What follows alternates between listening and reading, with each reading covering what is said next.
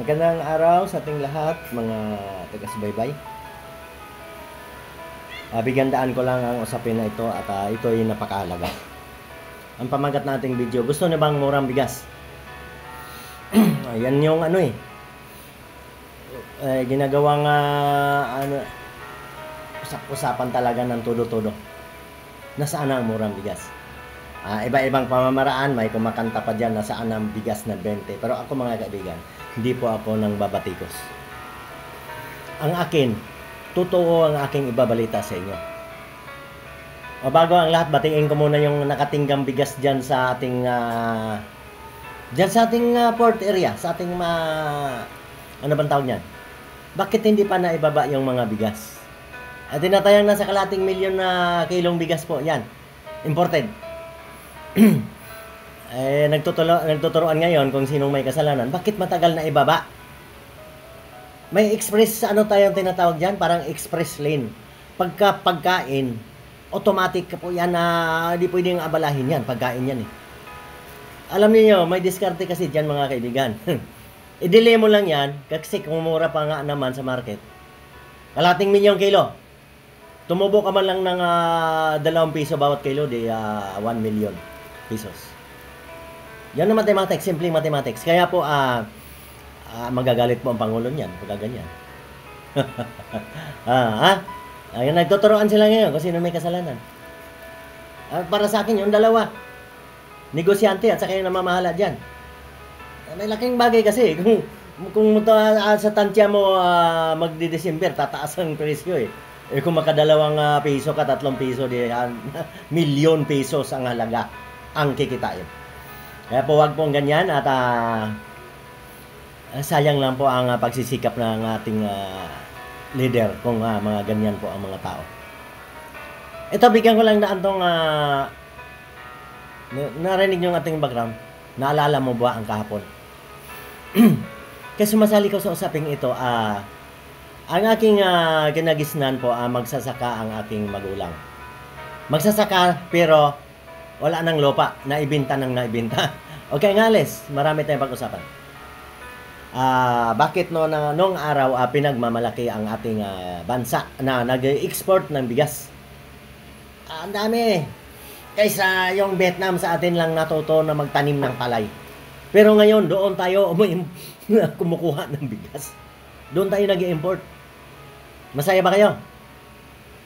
Mga kaibigan, pagkatandaan niyo, hindi habang panahon na ang Vietnam ay magbibenta ng bigas. Kasi pag dumami ang tao diyan sa kanila, papayag ka ba, President, na yung mga tao mo magutom tapos magbibenta kang bigas?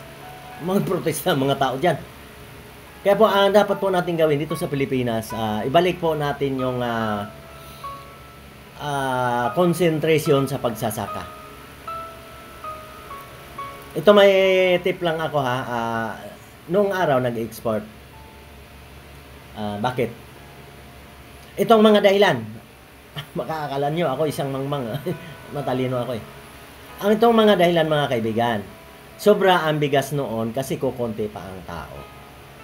Malaki pa ang mga lupang sakahin. Ngayon, magtatanong pa kayo kung bakit ngayon kulang ang bigas. Sasabihin ko pa. Kung hindi kayo marunong mag-isip. Kasi, yung mga dating palayan, ginawa na ng tirahan ng mga tao. Siyempre, kung madami nga naman ng tao, karoon ng mga subdivision. Kulang na ang palay, ang bigas. Kaya po, wag po tayong magtaka na ang kinakain nating imported, ilang percent pa ngayon? Napakadami na pong imported. Tapos, ang mangyayari, ganyan pa ang mangyayari. Andali lang po Ganyan pa mangyayari, iniipit pa yung ating pagkain. Pag nalaman ng Pangulo yan, iwan ko sa inyo. Nagtuturoan sila ngayon. Bira mo, kalating milyong kilong bigas nakatinggal lang dyan.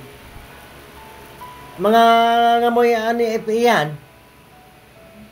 Alam nyo, ilang buwan lang itatagal ng bigas pag naka-stock. Baka sabihin naman nila, mayroon yan, nalagay kaming gamot dyan. Mga utak talaga yung mga yan Yan pa, babalik po tayo sa pagsasaka. Kaya po kulang nga ang bigas. Yun na nga, yung mga sakahan, siyempre, development doon yan sa sentro. Mga patag. Doon yan eh. Dito lang sa tinirahan namin palayan to eh. Ngayon, subdivision. Ayan po ang sample. Ibig sabihin, ano ba ang solusyon talaga dyan?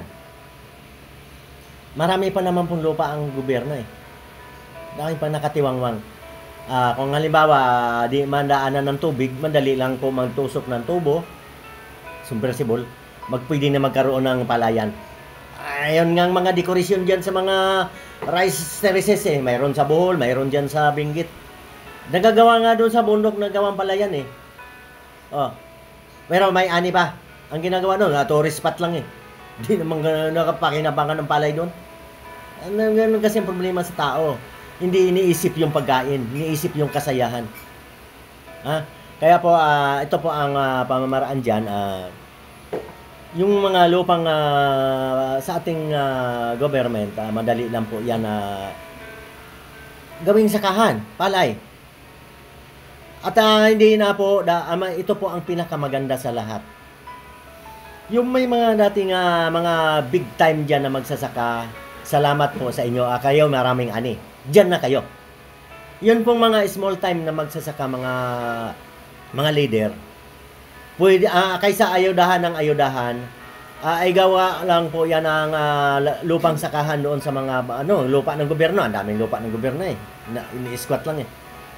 Tapos, gawin na lang pong swelduhan po. Kung minimum man o anong usapan, sigurado magsisikap na yung mga magsasaka na maliliit. Kasi maraming magsasaka na maliliit na nakikisaka lang, walang lupa. O kaya maliit lang yung lupa niyan sinasaka, ang ani niya kulang pa niyang kainin sa kanyang pamilya. Yun po, kung gano'n, maliit lang, pwede na lang pong gawing swelduhan na lang po yan. Kasi ayuda ng ayuda. Alam niyo may mga programa ngayon, maganda.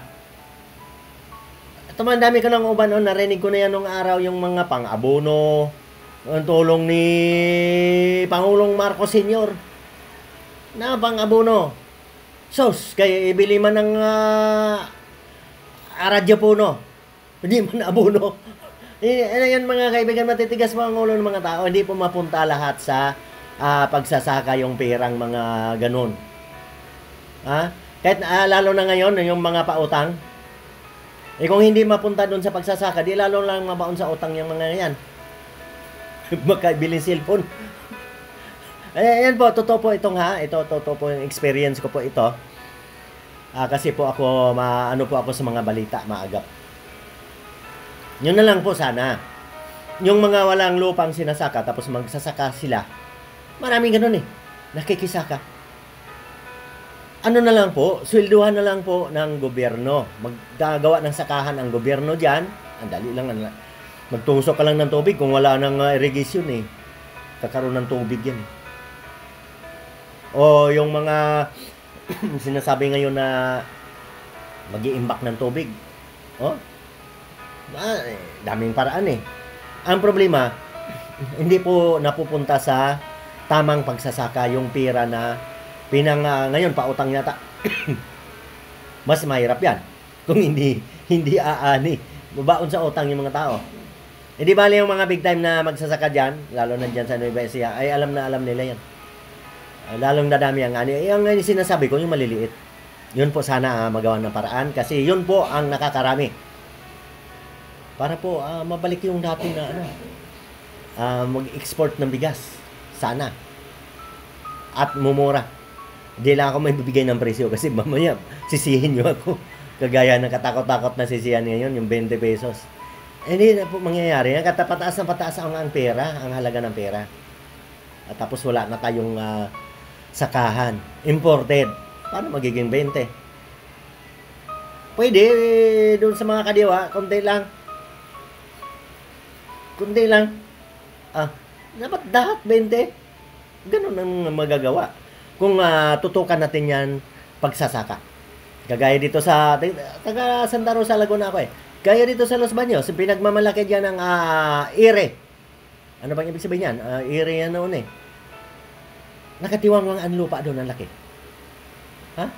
Kung ano-ano na lang, nag-eksperimento sila doon ng 3 pirasong eksperimento lang na ganito, ganito. Nakatiwangwang. Kung sakahin yan ng gobyerno mo na lang mismo ang magsaka. Ay, kung wala kayong alam dyan, kumuha na lang kayo ng mga expert, sweldoan ninyo. Ha? Sana, itong akin ay payong para lang sa susunod na mga henerasyon. Hindi na bali tayong matatanda, sandali na lang ang buhay natin. Yun sana, para di tayo masasa important. Pag nagawa natin yan, tagumpay ang Pilipinas. Ingat po tayong lahat.